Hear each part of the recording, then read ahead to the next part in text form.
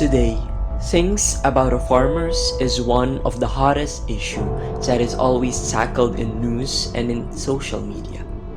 Many people have shown their sympathy and concern regarding this issue. We all know that farmers are the one who plant and produce the foods that we have on our tables, especially our staple food, the rice.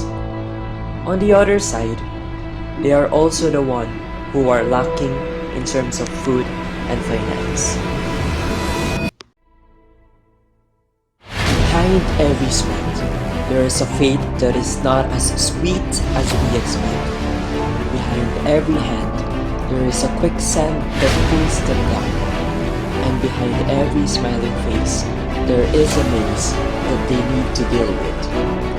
Today, we are here to know, witness, and experience what are the struggles that farmers conquer in their everyday lives.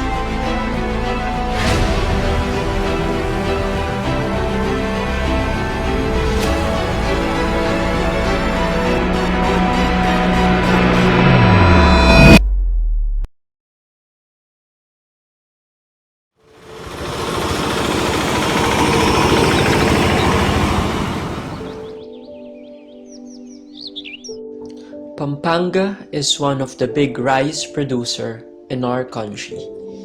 As we arrive here at Barangay San Agustin, San Luis, Pampanga, we are amazed as we saw the rice fields 360 degrees. We are surrounded by it. It's like an endless field. Despite of the heat, it never stopped us to continue filming.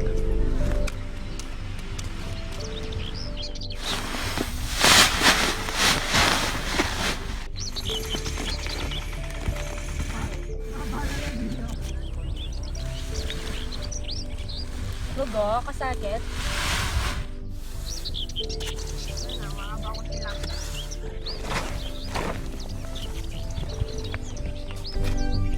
A farmer is someone who we need to look up with. Imagine being exposed with the heat, sweating, and having muds in your feet for the whole day. It's not as easy as what others think. As what they say, a single rice grain is equal to a single amount of blood and sweat sacrificed by a farmer. Before being a rice that is ready to be consumed, the rice will undergo in many processes. First is the planting of the rice crop. They are ensuring that the water distribution is even and enough, and also ensuring that the soil is fertile and in good condition. Spraying repellent for pests and other insects would be the next part. Rice plants are sensitive during flowering stage. Then, when the rice became matured, harvesting and drying will be the following step. After that, the palay grains will be processed through milling and will be distributed to the rice dealers and stores.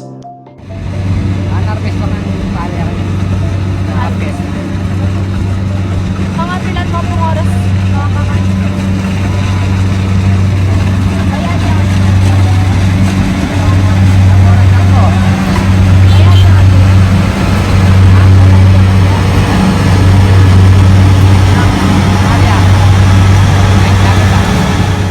The whole process has never been easy.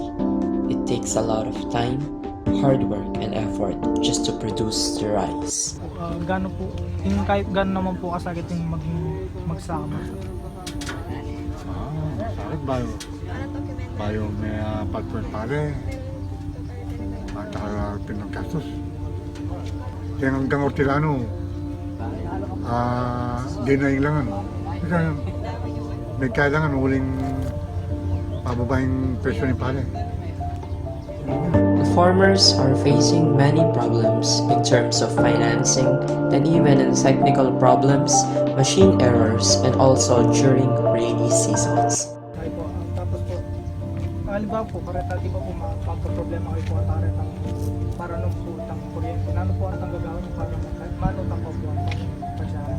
Manutang lang. Yung potang mag-garbage. Kaya bayaran. Ang pagmumuran po ay kayo po malulugi. Pagmumuran po. Pang linggo kung lugi kami. Dahil last year, yung uran na pong bagyo, yung palem matwa na, may napaulit ulit mumuran. Yan melaso mo. Mga 500 ka ba? Melaso mo talaga.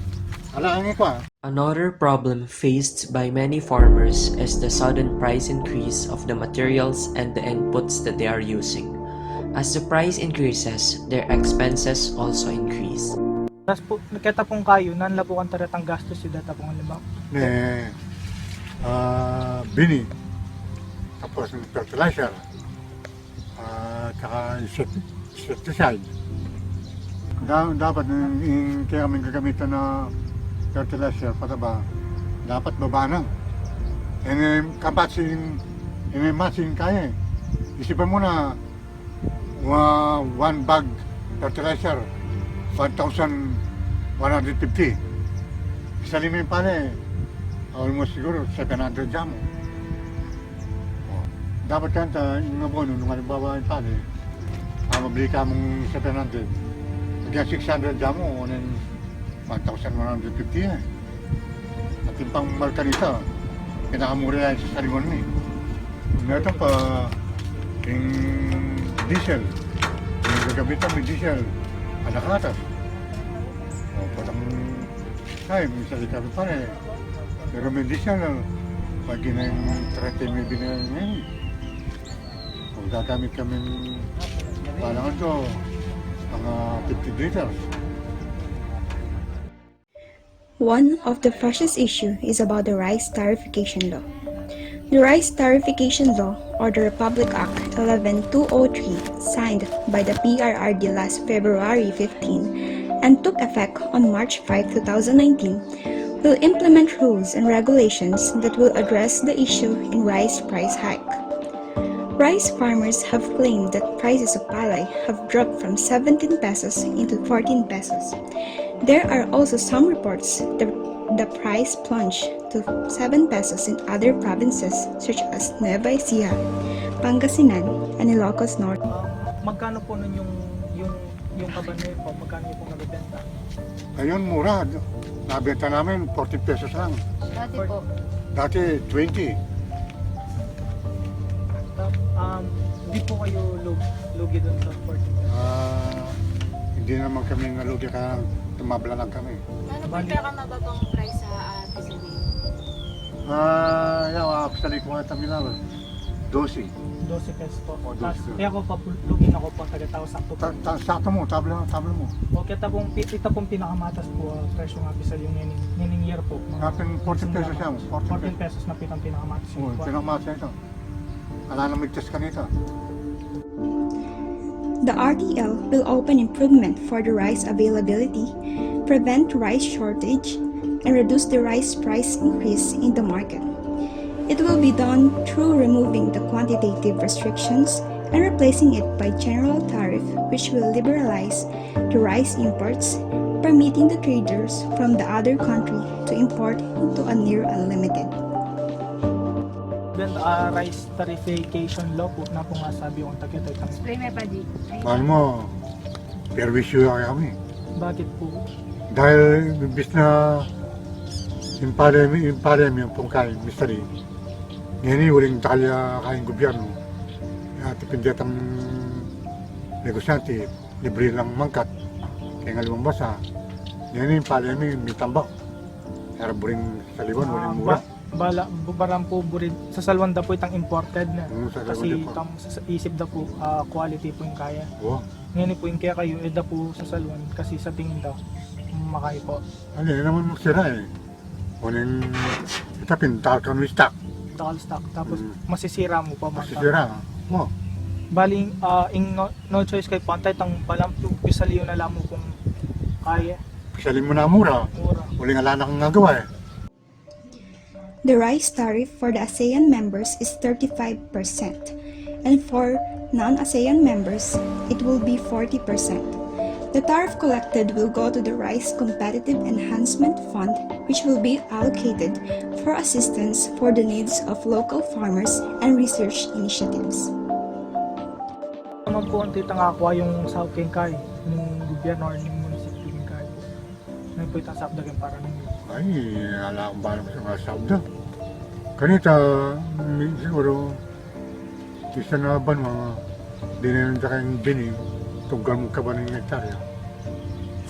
Alibagat sa alang pataba. Pero ang takandaman mi, at kanong daratang, Opo. o yung balon na orin nila. The rice tarification law has many unintended consequences that put the whole agricultural sector at risk. However, Mr. Remy Capulong, one of the officers in the Association of the Farmers in San Luis, said that they are actually receiving government help. Some people are not just well informed about it. Although those aids will not really give a permanent cure, it will at least help to prevent and lessen their expenses with their needs. At first, before we've had an interview with these farmers, our minds are full of negativity against this rice tarification law, negative than those we've had interviewed. But I am amazed how humble those farmers are. They don't ask for any price hike for rice. They just want to have an assistance from the government and to lower the price of fertilizers and pesticides that they are using.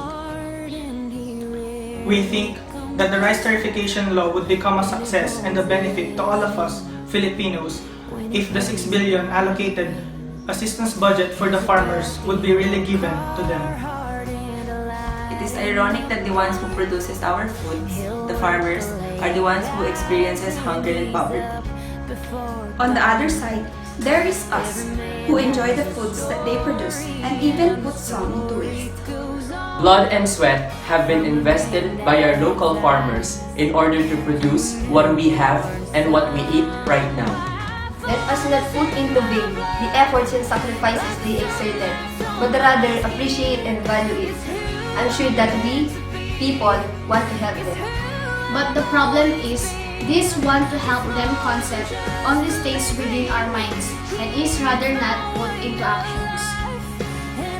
There are lots of small things that we can do to help our local farmers, such as not wasting every single grain that we eat and patronizing the products that they produce.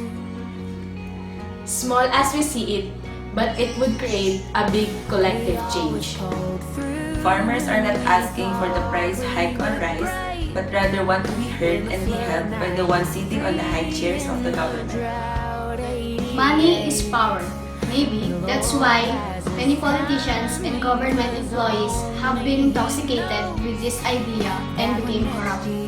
Let us not only act for ourselves in our own selfish ways, but act for the greater collective good and in the benefit of the whole country.